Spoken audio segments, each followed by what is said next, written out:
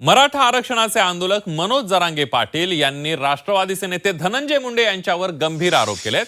धनंजय मुंडेंची तब्बल 22 प्रकरणं आपल्याकडे आहेत, त्यामुळे धनंजय मुंडेंनी आपल्या नादाला लागू नये असा गंभीर इशारा मनोज जरांगे पाटलांनी दिलाय। धनंजय मुंडेंसंदर्भात एका महिलेचं नावही मनोज जरांगे पाटलांनी घेतलंय। या महिलेच्या पतीनं धनंजय मुंडेंमुळे स्वतःचं जीवन संपवल्याचा आरोप त्यांनी केलाय। मनोज जरांगे पाटलांनी मुंडेंवर आणखी एक गंभीर आरोप केल्याने या प्रकरणाचं गांभीर्य वाढलंय।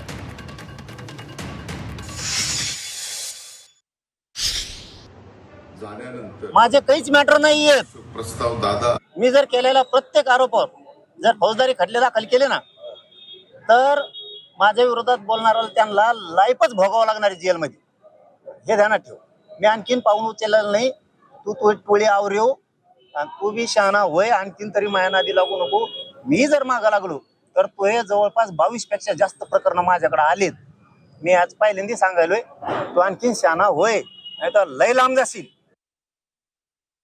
आज सकाळी रंजना नागपूरकर नावाची महिला नागपूरची माझ्याकडे आली होती। आज सकाळचा विषय सांगतो, म्हणून तू सावध होय। ही इतकं भयान मॅटर आहे ते मला सांगितलेलं, कारण ती शोभाताई फडणवीस यांच्या बहिणीची मुलगी त्यांच्या घरी दिलेली त्या नागपूर मॅडमची। हे देवेंद्र फडणवीसला माहीत सुद्धा नसं आणखी किती प्रचंड मोठी फसवणूक आपल्याच पाहुण्यात झाली, म्हणजे त्यांच्याच पाहुण्याची।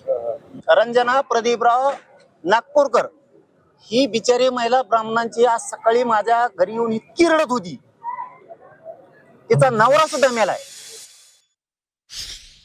तर आपल्याकडे धनंजय मुंडेंची अनेक प्रकरणं असल्याचं अंजली दमानी यांनी सांगितलंय। तसंच धनंजय मुंडेंना राजकारणातून बाहेर काढून टाकावं लागेल असंही आवाहन त्यांनी केलंय।